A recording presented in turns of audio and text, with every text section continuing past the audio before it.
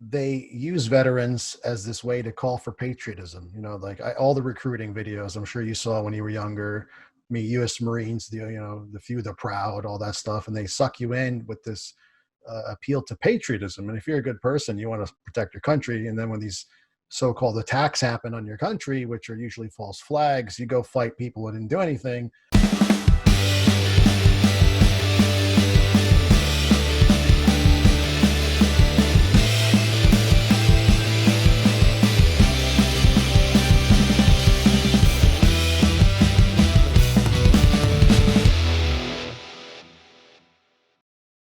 I'm good, Chris. How are you? Thanks for letting me come on.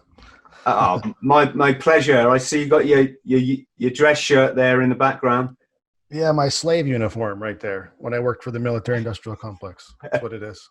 When you have people with so much power, and then you have these, loyal citizens who are willing to die for their people, so they believe. Because that's why we joined. You and I didn't join our service, our military services, because we knew it was fake and the wars were. We believed that we were fighting for, even helping the Iraqi people. I was Iraq twice. So, Operation Iraqi Freedom, that's what it was called. It wasn't called Operation Steel Oil, even though that's what it really was.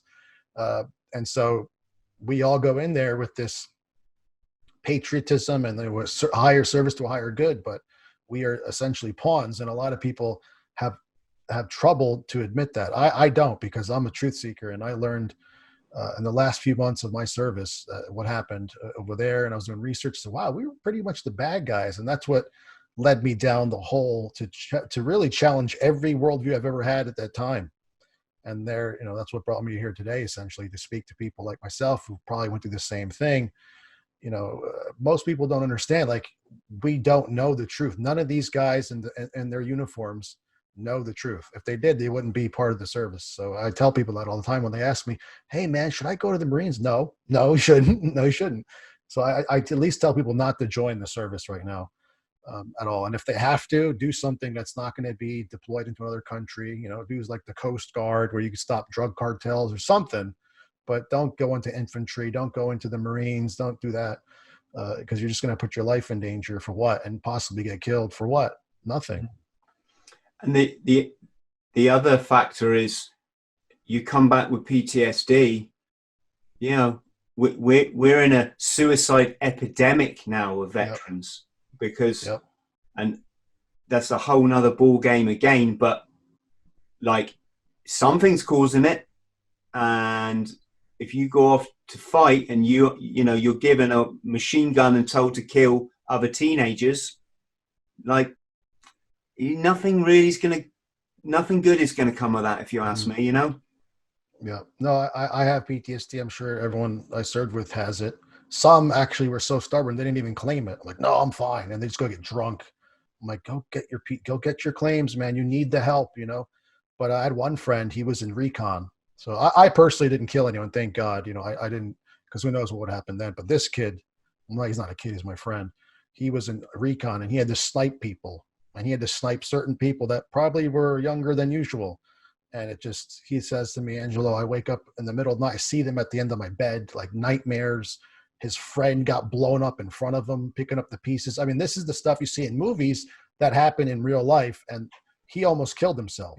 I think decent human beings don't want to kill them. In fact, if you look up World War I and World War II, there's a statistic of how many people didn't even fire their weapons. Like, they didn't even shoot. They're like, I can't do this. They couldn't even shoot anyone.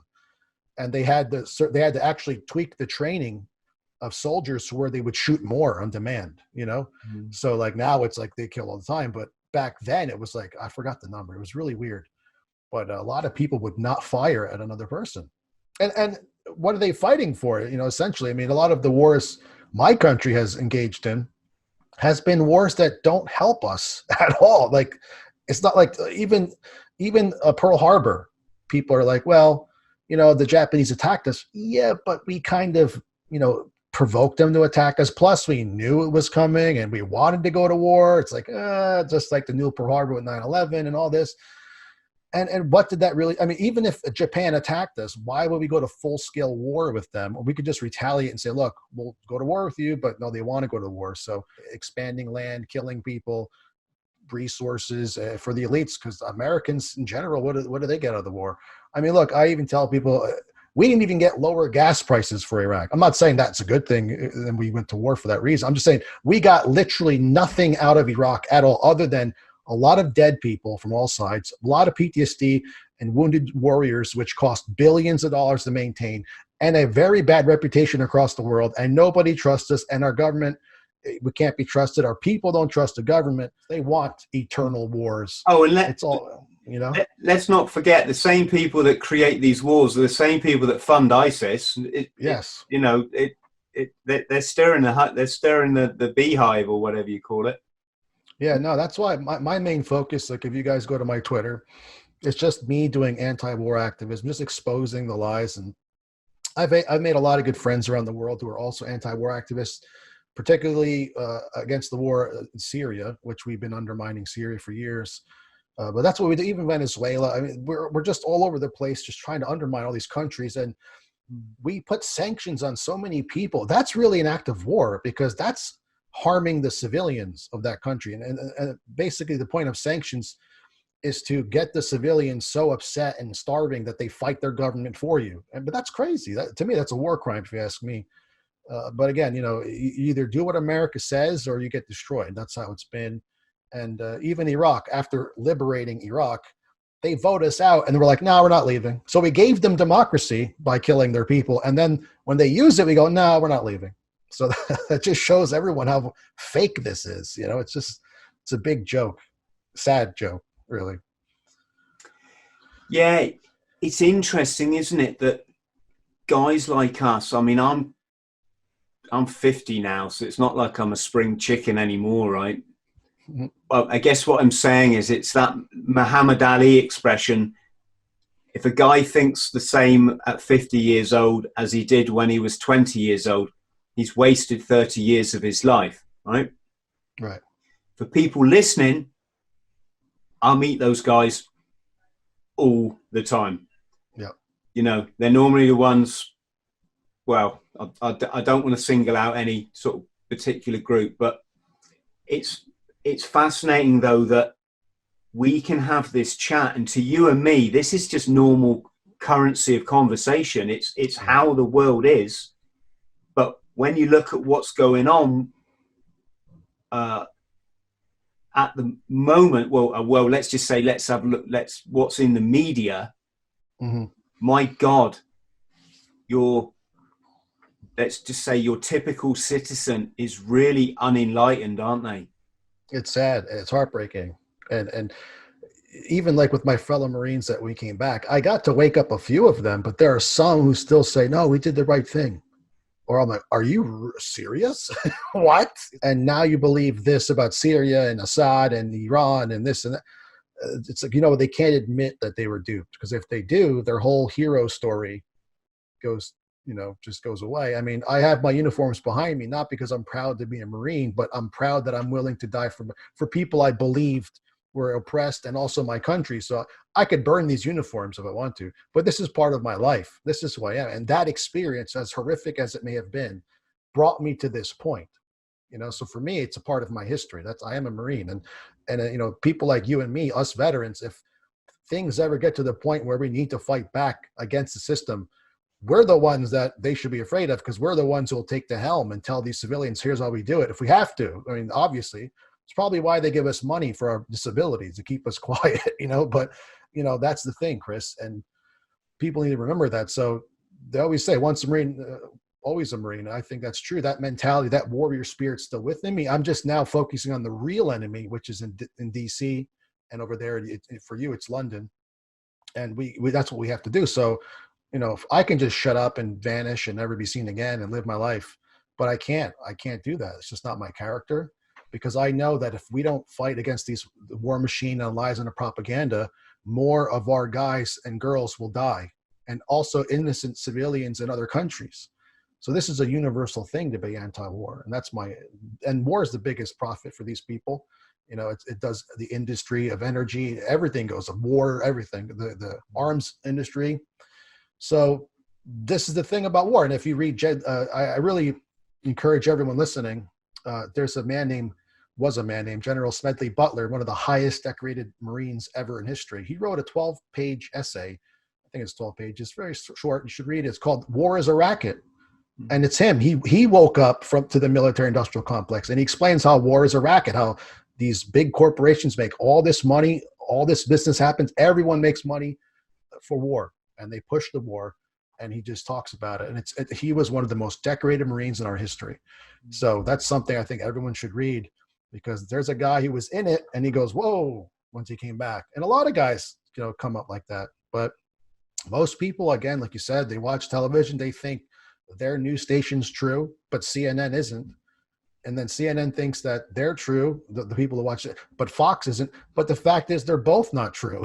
They're both either telling half truths, or sometimes they'll tell the truth, but not really. Because look, Chris, a good liar has to give you a little bit of truth. They can't just completely lie to you. They have to kind of, ensnare you. They'll maybe drop a red pill here and there. Oh, look what Tucker Carlson said. Tucker Carlson's probably the most red-pilled news anchor, but he's still protecting the same people on top by not mentioning them. So there are people out there who I call a steam valve. There's no way they would let Tucker Carlson even be on air if he said something that would truly harm them. You see? And he might, and I like the guy. I'm not saying he's bad. I'm just saying he doesn't even know he's limited. He might really believe he's telling the truth. I'm the only one here in MS3 Media that's telling the truth. No, you're not, because you wouldn't have a show. So that's how they work, Chris. They use the mainstream people. They've divided people like a football team. You know how fanatics get with football. Here, I'm talking about American football. I'm talking about soccer, right? They get crazy. They beat each other up. And so is our politics. Democrats versus Republicans. And, your guy is bad. My guy is good. Your president did this wrong. Mine. But it's all the same people. It's a revolving door. Yeah, a revolving door of criminals that are basically figureheads, while the real corporate masters control everything, and they get no flack at all. And that's what I see, and I think most people even understand that, but then others don't. They say, "Oh, you don't know politics," and they talk about statistics and fiscal New Year, this, that. Come on, guys. We have a system of debt that just keeps rising and rising, and there's no end to it. How are you going to pay back $25 trillion? Where are you going to get that from? So it's crazy, Chris. But yes, people, I've concluded, don't even want to. They know. I think they know internally the truth, like something's off, but they don't even want to know. They just want to live their life, and they got all these bills to pay, and there's just so much crazy stuff happening in this world. Yeah, that's really it when it comes to that, So I'm like, wow, this is not good. So I questioned the military. Then I questioned my religion. I was Catholic. And I'm a philosopher. I think about different things. So for me, once I saw something was a lie, and I said, they're perpetrating those lies, who are they working for? And then, of course, when you go down the rabbit hole, next thing you know, you find talking about these aliens or whatever. And I'm like, all right, let me go through that rabbit hole. And I read his big book. There was a line on it. Or maybe it was The Lion Sleeps No More. Either one, it was like this thick. And I just read through all of it. I was like, wow, what a whole different dimension of knowledge. Now, of course, as I grew older, I might not agree with everything, but the way he speaks, and most people who speak the truth in the sense that it doesn't matter what the context is, it's the pattern. It's you're being lied to in some way, because who knows the ultimate reality and truth? I don't know. But the point is, what I appreciate is who speak about any idea and keep your mind open is that's the key, is to have an open mind. And of course, the elites know that, and they will actually flood the internet with fake conspiracies. And that's how they do it, Chris. They're very sly with that, because they can censor you, of course. If you get big enough, for example, when you saw Ike when he got on London Real, they just banned that. They just banned that off London Real, just like that. But they're stupid at the same time, because now everyone's curious, what was he saying on that? You see? So it's like they really play with fire when they start doing those things. But, they control all the media, man. And most people don't watch alternative media all the time. And they may even undermine alternative media, which if that's what they actually do, actually. So they do what they can, but smaller podcasts, people like ourselves who reach out to people, they don't control us, but what is our reach compared to, NBC or something else, you see? So we have to really work together and get people to unite and become our own reporters, if you will. And we might not agree on everything, which is fine. It's okay. Then you hash out the differences, But the way the game is set up is that this side is this and that side is that, and then that's it. And then there's no middle ground. You can't find peace. They're your enemies. They're conspiracy theorists. They're not conspiracy. COVID's real. No, it's not real. These are, that's how they do this divide and conquer on virtually every subject you can think of, whether it be gender relations, religion, politics, global warming, anything. They just divide people. It's very clever how these tribalists at the top, they do this. They do this very well. They've been probably doing it for a long time, actually, if you think about it. They're very experienced in how human beings react to the problem, reaction, solution paradigm, which is essentially what they do all the time. I'm sure there are real events in history that happen. I'm sure there are things that truly, and they'll take advantage of that too. They'll never take a crisis and waste it, you see. As long as it puts us in fear, Chris, that's how they control us, with fear. As long as you're afraid, you'll be willing to give up your rights and play their little games. The reason why I voted for Trump is because he said all the right things. I don't know if he was told to say those things or he really meant those things, but the second he got in the office, a 180 happened. And it's not the same Trump I saw in the campaign. And the second he bombed Syria, I knew it was finished with him. The second he gave in, the second he did that, and everyone's like, no, well, look, he bombed an airfield and no one was there. He called them and then he did it again. Oh, no, but that's 4D chess. I said, no more 4D chess. This guy could have got people killed. And by doing so, he put more troops in danger. And to me, I'm anti-war. Anything that could escalate anywhere is a problem for me. So when Trump said he's going to stop dancing the false song of globalism, I thought that meant anti-war. And if a billionaire like him can't stop the war machine, then really what hope do we have left other than to scrap this whole system and start over? That's my position. I don't think there's a solution to, let me just vote this guy in. Because even if Trump was 100% genuine, something happened in there. There was a Trump fire in his tower. What if someone's like, hey, Mr. Trump, that could have been you and your kids in there. A threat. Who knows? JFK was killed. Others have been assassinated. Why not Trump? So it's very possible that someone may have well-meaning. Like, I want to save this country. It's made me a billionaire. I want to give back to the people. And the people there are like, yeah, but you're not going to touch our war machine, and you're not going to touch this industry or that industry, and you're going to do what we say or we'll kill you. I mean, that's not crazy. That's what happens all the time. In other countries, we say, oh, look, warlords run this country, and look at this guy, Kim Jong-un, and he killed his uncle and all this other stuff. And this guy, Assad is he's a monster, and Saddam. But our country, no, we don't have this kind of stuff, right? That's why American exceptionalism to me is delusional, and I don't trust anyone that pushes that kind of hubris onto the population and giving them hope that there is, when there isn't any really, other than some kind of revolution to reset everything. That's my position. Yeah, it's just really weird. I mean, to me, it's quite simple. If you don't push love and understanding and acceptance and seeking middle ground, you're just not good. You're not good for the planet. Right. You're just not good for the planet. You're not good for anybody. And none of these politicians ever touch on anything that I've just said. They just do the worst. They just spread bitterness and hatred and bile all the time. And they jump on bandwagons and they separate and segregate. What are your thoughts on the sort of, like, where is all this going? I'm often holding this book up to people just in the hope people will just bloody read it. And where do you think as human beings our future is going? What do they want to, what do these people want to do with us? Well, a lot of people have said they want to exterminate us. They want to do this to us. They want to do that to us. I don't think that's part of the plan, essentially. They do want to make us subservient as much as possible. They don't want us to ever rebel. So in order to do that, they have to keep us divided. And they do that on virtually every position and any philosophical debate, any moral position at all, abortion, not abortion. Like I mentioned before, trans, no trans, gay, straight, black, white, anything, flat earth, no flat earth. They'll do anything to create division. So that's one thing, to keep us divided. And then they just want to control everything, because it can't be about the money, because they have all the money. They have printing presses. They print everything. They print all the bank money. It's not that, it's something else. And I think it's total dominance and control. And if you look at these people like Soros, like people who have a lot of money. They actually say, like Soros said, I fancy myself a god. He actually said something like this. I'm paraphrasing, because he can do so much with his money. It's really crazy. This is what happens, like you're Bill Gates. You have all this money. You've created the billions and millions. Like, hey, I'm going to vaccinate the whole planet. I mean, that's an accomplishment to Bill Gates, because what else does he want?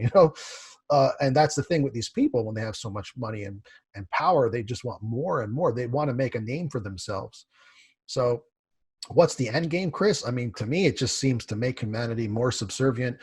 There was a Freedom of Information Act released by there's a reporter named Whitney Webb from The Last Vagabond, and she talks about how the United States, in order to compete with the fourth industrial revolution, has to do more surveillance than China currently is right now. So that's what the 5G tower stuff, whether it's dangerous or not, whatever, it's going to be used to be gathering more intelligence on everybody faster than before. And that's not for our benefit. Okay. So they're going to have cameras. We already have this COVID thing. They have robots telling you stand 6 feet, flying around, kind of like this weird, they live scenario.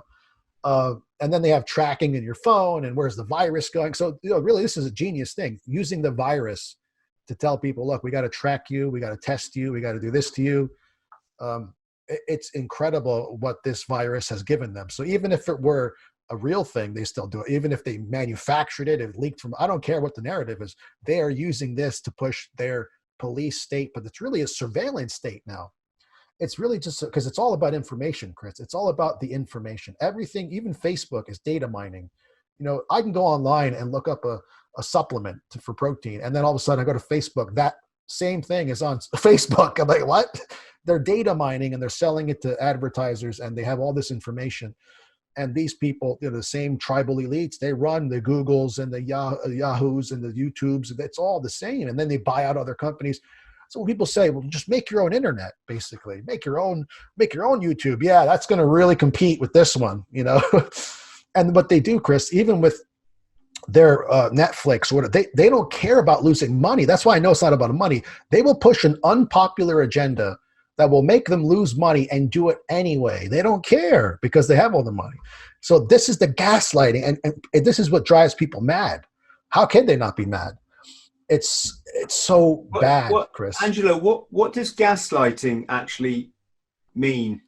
It means basically that you're lying so much in someone's face they can't believe you're doing it, and it's like, what? Like you're tricking them in a sense that your lie is true, if that's what I remember it means. It's basically a way to make the lie true by, there was a thing, like, I forgot the example you give.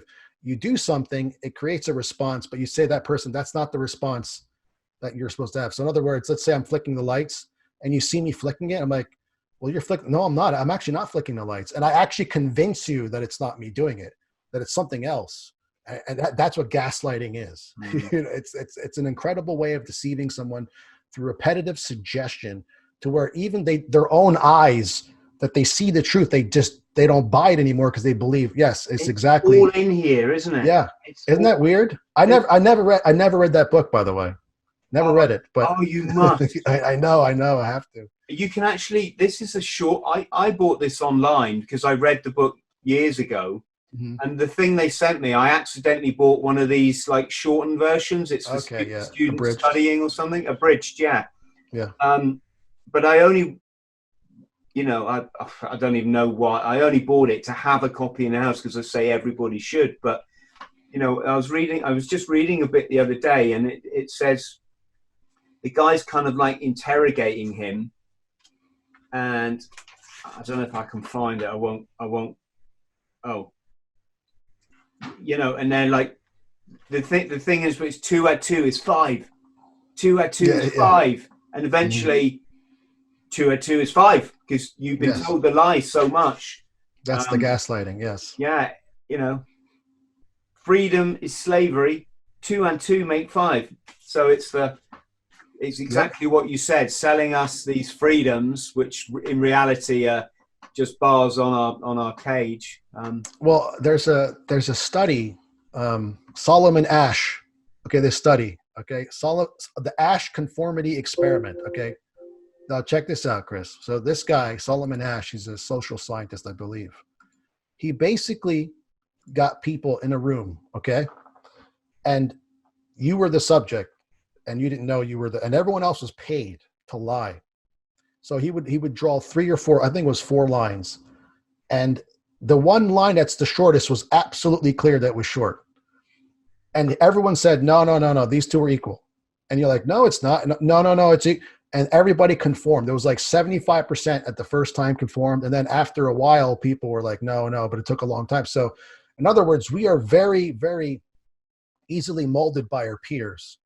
So that's why the gaslighting works too, as well. So if everyone else is telling you, look, those lines are even, you start doubting your own eyes. Like, oh, maybe I'm stupid. Maybe I can't see that the lines are even when they're clearly not, even if it's like this much of a difference. So that Ash conformity experiment is crucial to understanding the human psyche of how affected we are by peer pressure. So there's always this hope, and nothing changes, Chris. Nothing changes. This is the thing, though, that I notice about America.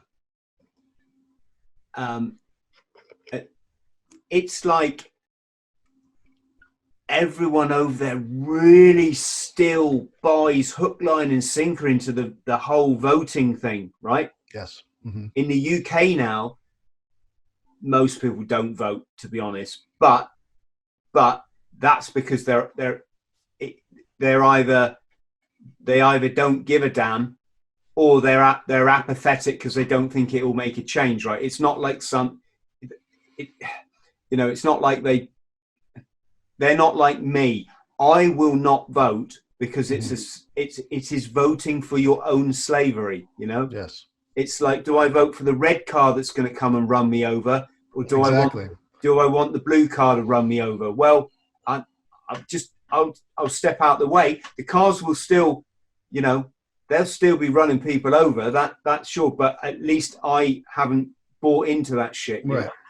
But in America, it's really like people go to town, don't they, on this whole Republican and Democrat, and they think these guys are going to change the country, and they can't see it's just the same script trolled out time after time by the people that all went to the same schools, that all drink together and go to the same clubs and belong to the same this kind of thing.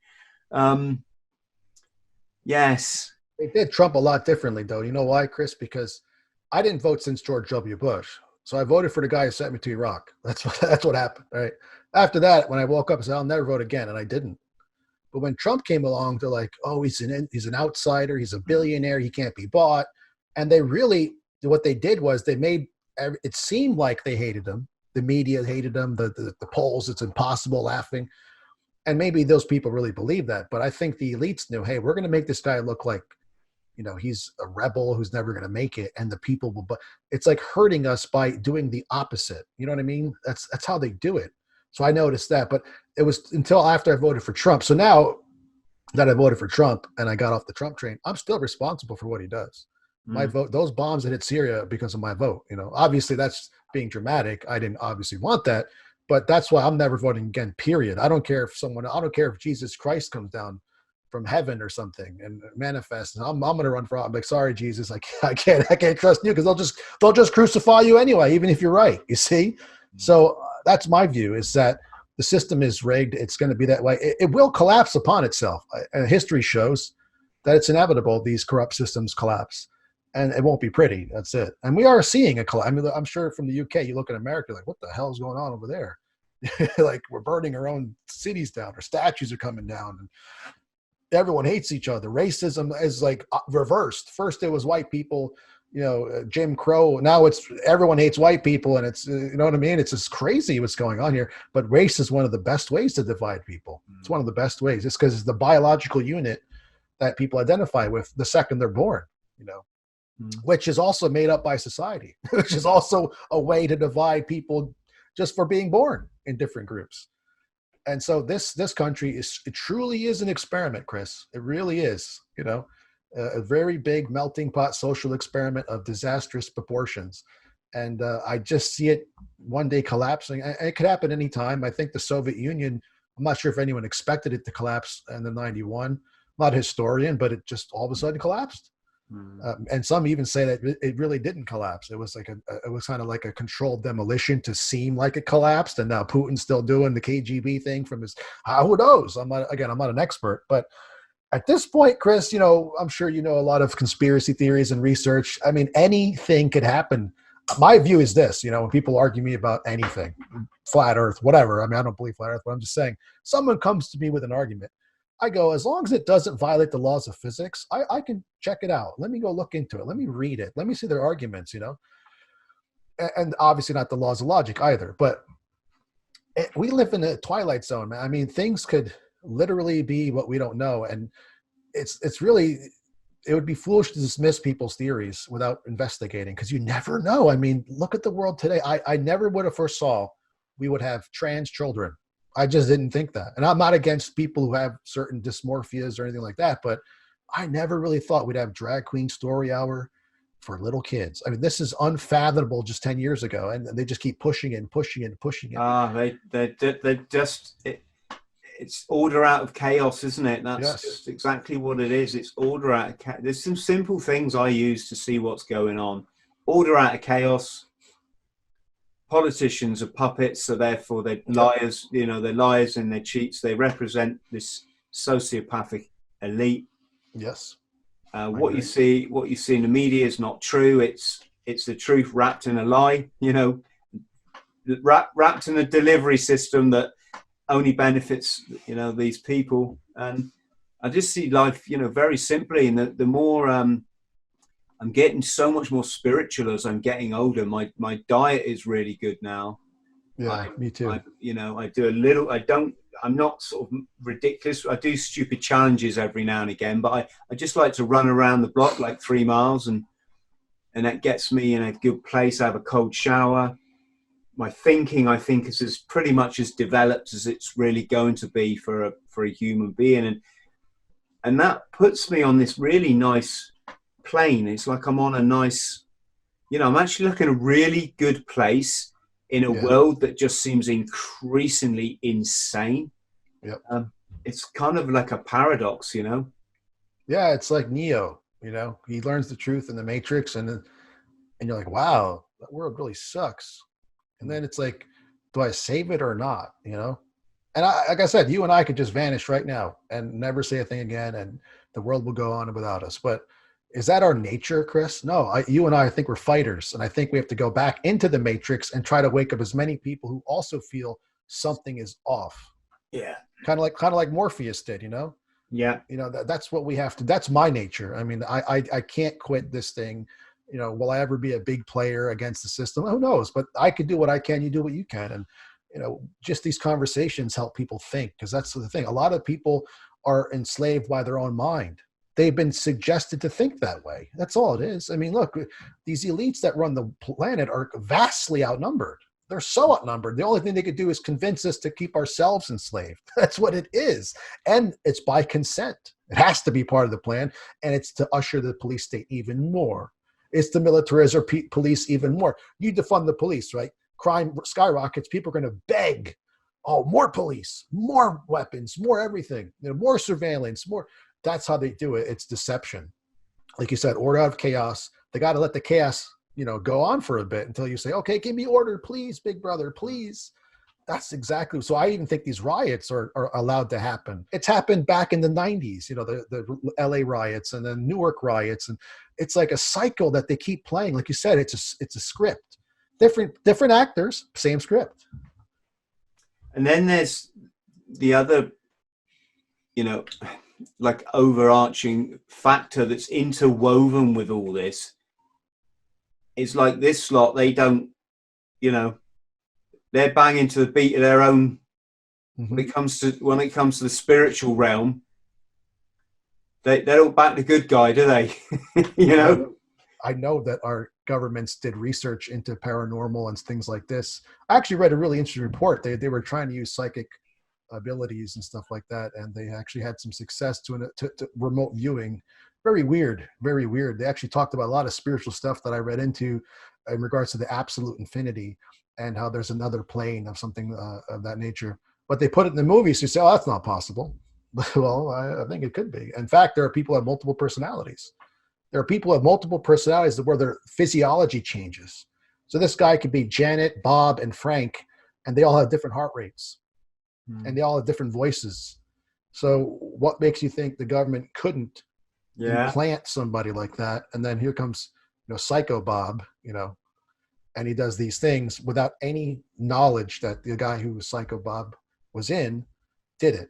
I mean, this is not crazy to me. It's very possible. Can I prove it? I don't know. I mean, there's research on personality disorders, but can someone implant them? Could somebody beam a radio wave into your head and give you thoughts? I think that's actually something that could be done. We have a lot of very strange weapons in development. For example, we have microwave crowd control weapons. I think it's called, what is it called? The test, or I forgot what it's called, but it's like, basically it looks like a little shield on a Humvee, and they just heat you up like a micro, and it burns you and you run away because it hurts. So there's weapons. That's the weapons we see. What are the weapons we don't see? I mean, the stealth bomber, remember the one they used in the Gulf War, was built in the 70s, and it came out and operated in 91. I'm like, that's 20 years. What do they have now in 2020 that was built 20 years ago, or what's being built today? I don't know. We'll never know. So, I mean, I'm not Mr. Sci-Fi, person, but there's certainly things we don't know. And I don't see why they wouldn't use them. But I think a lot of it now, Chris, has to do with surveillance and monitoring people and just gathering information. Because if you have information, you can predict things a lot easier. You're not always right, but you can predict behavior. You can predict what people want to buy, when to sell that to them, whatever the case, patterns. So either way, it's these psychopaths who want to know how to control us. And is it going to be transhumanism and make robots? I don't know where this can go. Where their end game is, I don't know. Is there a demonic entity at the top who's pushing these? Maybe, I don't know. But to me, it's clearly not a good thing what they want to do with us. And we need to stop that. And only people who can do that is us. And we have to really, really think outside the box, even if it's crazy sounding, because we already live in a crazy world. It's crazy, the world we live in already. What's crazy?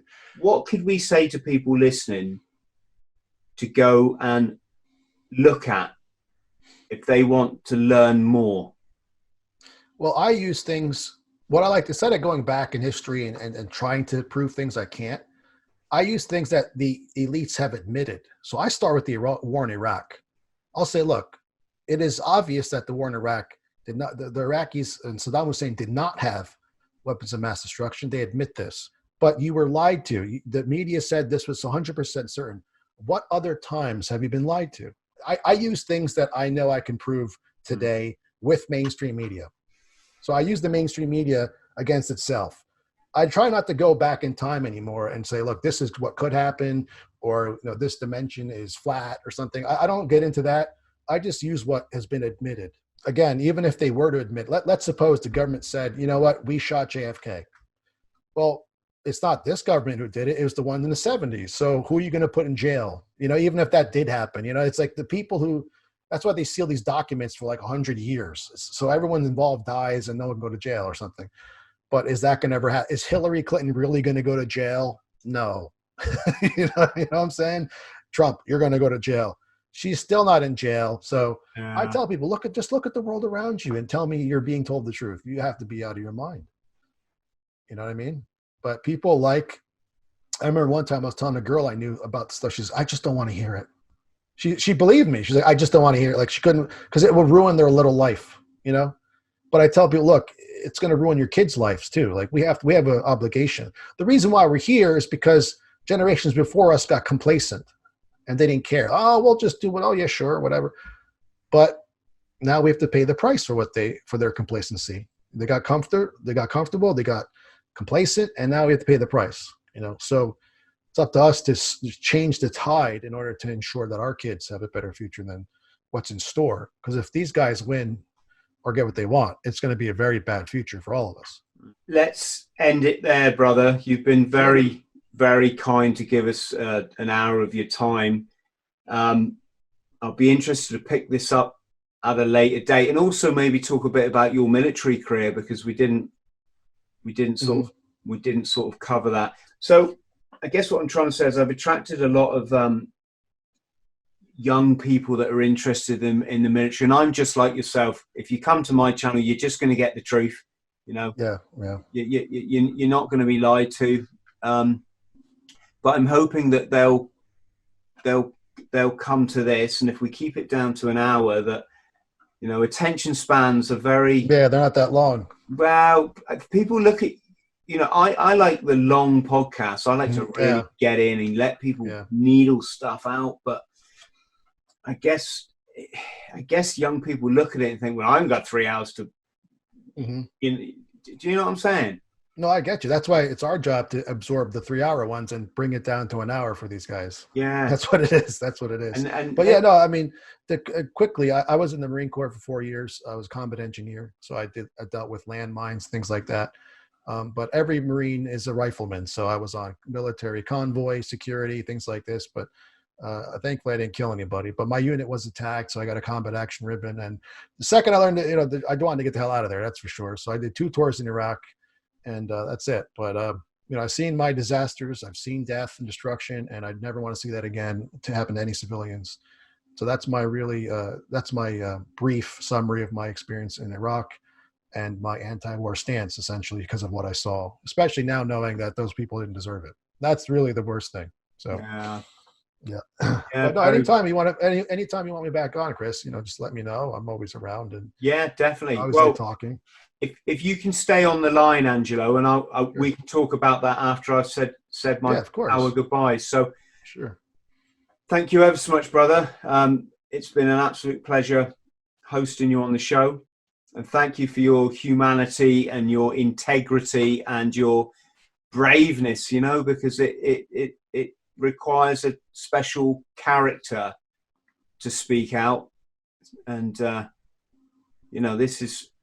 this is on behalf of our children and future generations. And a lot of people, they've even got children and they won't speak out about this stuff. Do you know what I mean? How can their kids ever look up to them as heroes? So that's kind of my take. So thank you very much again to everybody at home. Much love to you all. Respect to you and your families.